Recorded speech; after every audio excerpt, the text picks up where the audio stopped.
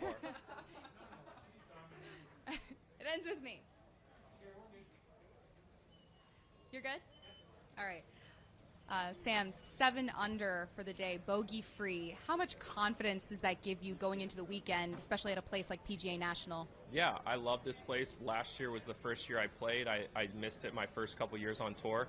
I think my last 9 out here on Sunday, I wasn't in contention, but I shot 3 or 4 under or something on the back 9, which is one of the better 9s we play on tour. So I like it. I think it rewards some good shots, and it's penal if you start hitting it offline, and it's really a good ball striker's course, and you have to play smart. So I feel comfortable with my game plan out here, and it changes based on the wind directions and stuff. So, you can't really try and overpower it too much, but you just take your opportunities when they come and make a lot of pars. And, like I had a couple really nice saves that kept the round going. So, that's huge out here. This is your best round, I believe, since November 2018. What was working well today in your game compared to maybe the last year of golf? Yeah, I think most of it was making more putts. I think I just sprinkled in a few more 20.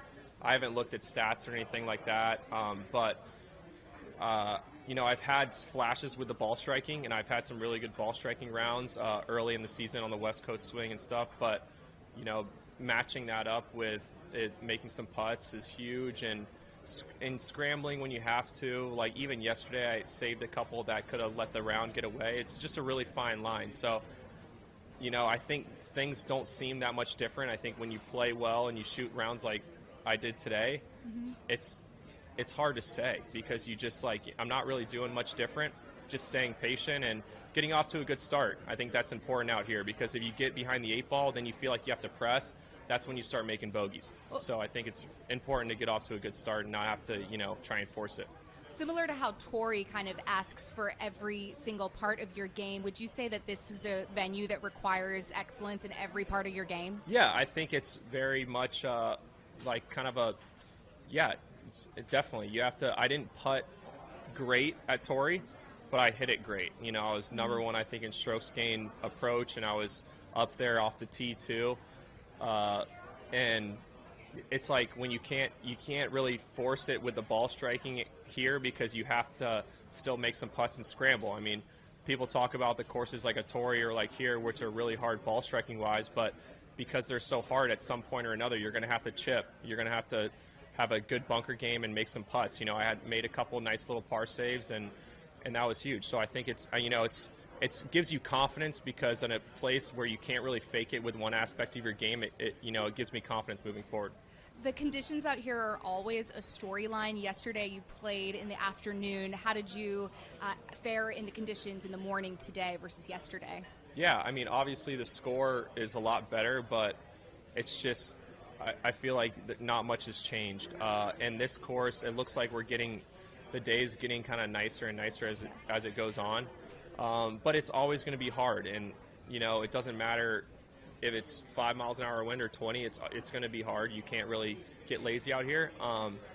But just the wind switching, changing, you see that in the Florida swing. You see it at Bay Hill. You see it at Players. When you get a north wind or a west wind, it changes the course dramatically. And I think today it was different, and we'll just see. And I think it's going to continue to get harder and harder as the week goes on. The greens are going to get crusty. Holes like 17 where I hit a 9-iron kind of back there to the pin, I'm probably hitting a wedge just trying to cover the water and just get in the middle of the green. So it's definitely going to be a lot different tomorrow afternoon if there's no rain, and just going to be one of those things where you have to kind of make as many pars as possible and take a couple birdies on par 5s or wherever you can. And lastly, did you have fun out there today? Yeah, it was fun. It's always fun shooting 7 under. All right, best of luck tomorrow. Thanks for the time. Appreciate it. Thanks. Sam, one more if you don't mind. Yeah. We always talk about the wind at this place constantly. How tough is it on a player's mindset to not kind of let that enter your psyche and have it overwhelm you too much about worrying what it's going to do from 1 minute to the next out there? Well, you just have to learn as you go a lot, and you see guys really kind of taking note of, okay, I'll do it with my caddy. I hit an 8-iron on 12, and we had this wind, in off the left. It flew X number or whatever, and it's kind of like about improving. I made a couple mistakes yesterday early in the round not really bad shots, but kind of misplaying the wind. The more you kind of play it, the better you get as the week goes on. But you can't control some of those gusts and things of that nature, so you just have to, like, I think one thing I like to do is try and keep the ball out of the air whenever possible so I can minimize the help or the hurt, whatever the wind's doing.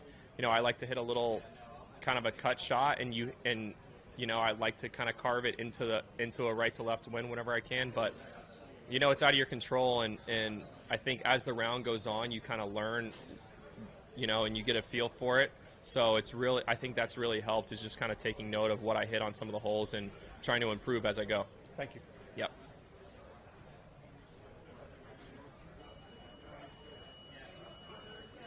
Good? Thanks.